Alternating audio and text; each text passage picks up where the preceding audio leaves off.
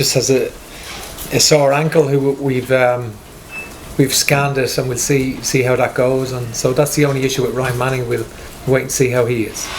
This camp was a lot different to the last one, isn't it? You had 3 competitive matches, just the one this time round. Obviously, qualification is gone. What do you hope to get out of the game on Saturday, and what are the aims?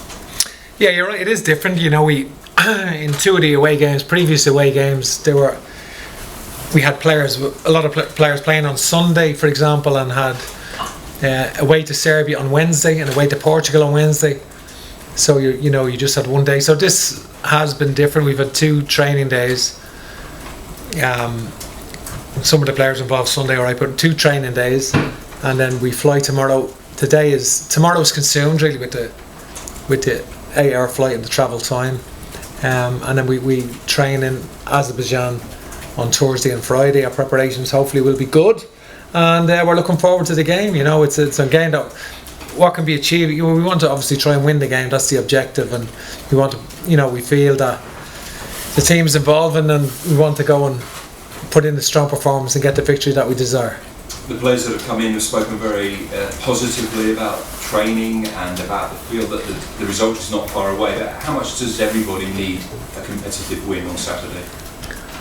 Yeah, well, I think we do have a huge determination to get that. I think the last window, the games were there were good games, 3 good games really. Portugal, epic game. Obviously, we lost it in the 97th minute. Well, 2 late goals from Ronaldo. The Azerbaijan game, we were disappointed to draw because we created a lot of chances, and they showed in the first half that they could retain the ball really well, and so that is a challenge. I think the Serbia game was, again, Serbia were excellent. We showed a lot of quality ourselves in that game, and showed the capacity to come back twice with late goals, which we haven't done that in earlier games, and I think that's an improvement from our point of view. That the ability to come back and get late goals, you must have that to be successful as a team. It's a characteristic that's important, I feel, and thankfully we did that in the last 2 games, and so we want to go and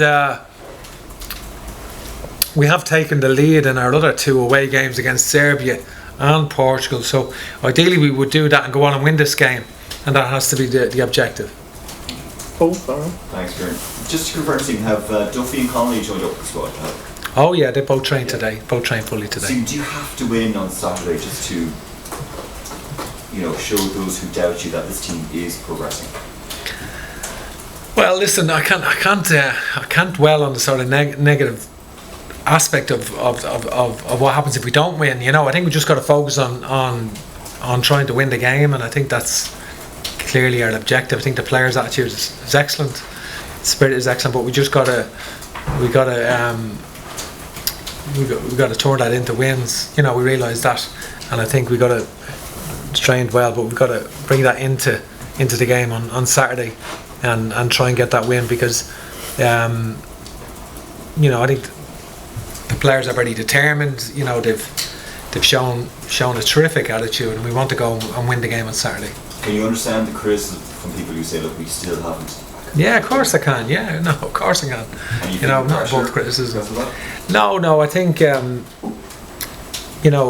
it's clear what we have. It's clear what our objectives are, and we just want to try and achieve them on Saturday. I mean, criticism is part of it.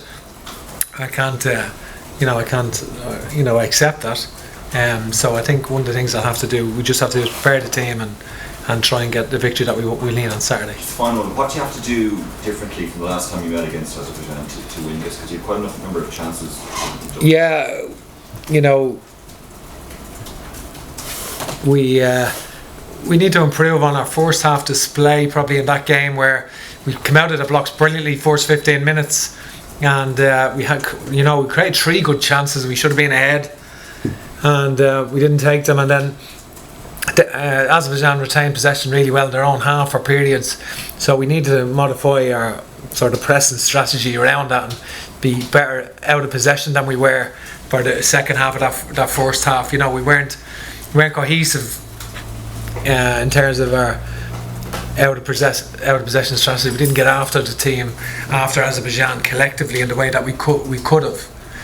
Second half, we increased the intensity of our play, I feel, and we pushed really onto, and obviously they retreated, defended deeper, and we had a lot of which inevitably, the spaces in wider areas where you ended up with a lot of crosses. We had a high number of crosses in the game, and we had some good chances in the game from crosses, and Shane Duffy scored from across the course, but we didn't take a lot of the chances that we had. Damien, please. Stephen, you have some young strikers in your squad, and Adam and Aaron haven't scored yet. Have you had to talk with them about that, about them giving their confidence up, because they've done well for you,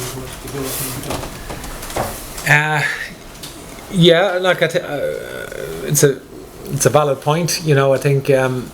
I think Adam Edo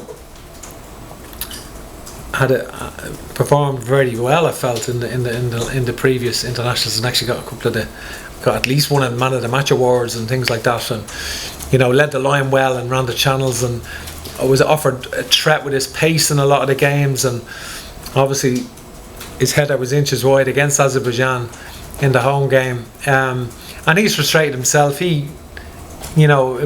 It certainly bothers him that he hasn't scored yet, but he's given us an awful lot of attributes, and he is the highest goal scorer we have in all our underage teams, in our history. I think that's right, isn't it? Throughout, he's the highest. He's the record goal scorer throughout the underage team, so he is a national goal scorer, but it just he hasn't been able to take one for the senior international team yet.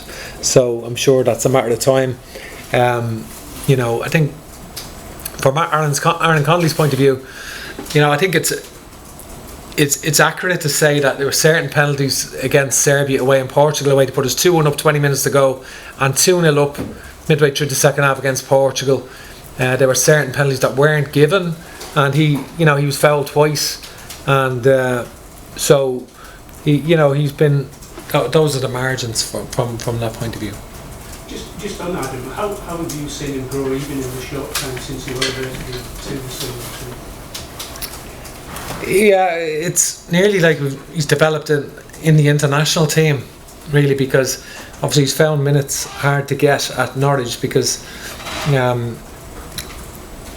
obviously got injured playing against Wales in Cardiff. That ruled him out for 4 months in Norwich's promotion push last year, and he come back towards the end of the season and had a good pre-season, scored 4 goals, but has found it difficult to get into the team at the moment at Norwich. And so his main performances have been obviously in the Carabao Cup against Liverpool, where he started in that match, and the 3 internationals, of course. So we'd want our young players playing more frequently, and all our players playing more frequently. That's what we want, but sometimes that's not possible. Gavin, if just one question each to the pair for the live session. Stephen, is Will Keane in contention to play this weekend, or does he need longer to bed into the new surrounding? Yeah, we'll have to see that. Certainly could be involved. Whether we take him in and start him just quickly like that, maybe not. But he is a very, very good player, and obviously he's tall. His technique's very good, and he's very intelligent, and has played as a number 9, or as this season for Wigan he plays sort of as they say number 10, but it's plays his back to goal a lot with linking the play and then getting in the box. So he's an intelligent footballer, and he knows how to look after the ball. He keeps possession very well and links play very, very well. And just the final one from that. Stephen, we talk a lot about intelligent footballers, and speaking with Gavin Bazzino yesterday, it was very evident and remarkable, really, for someone so young and for someone who's a goalkeeper to speak so smartly about the game and his knowledge of the game, his understanding of the game. Is that really a vital aspect of the modern player? And is there perhaps some players missing out on selection because they might not have that match intelligence that they might need? No, I don't think there's always a link between sort of academic intelligence and football intelligence. I think there's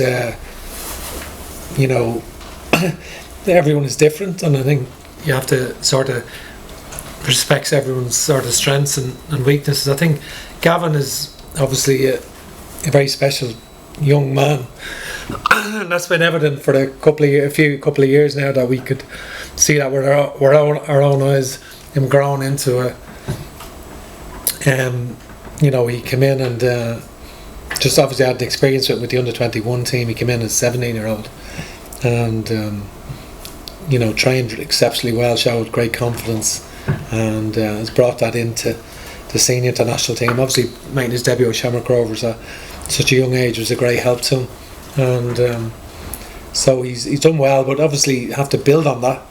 And there's always setbacks that then you have to deal with, so you can't get ahead of yourself. You have to continually do well, and there's no doubt that he has the potential to have a very good career, but he just, at the moment, we're just talking about the next game on Saturday, and hopefully he can put in a good performance. Well, just in terms of your philosophies around the game, do you need, I'm not talking about intellectual, I'm talking about just the football intelligence for your players to be able to understand and implement what you want? Yeah, and listen, we've learned a lot in the last year ourselves. Obviously my first game was last September, and we've put together sort of a staff of over 20 people, and we're all working better now than we were 6 months ago, and I think collectively preparing the team, the players are getting a greater understanding of what we're trying to do, and I feel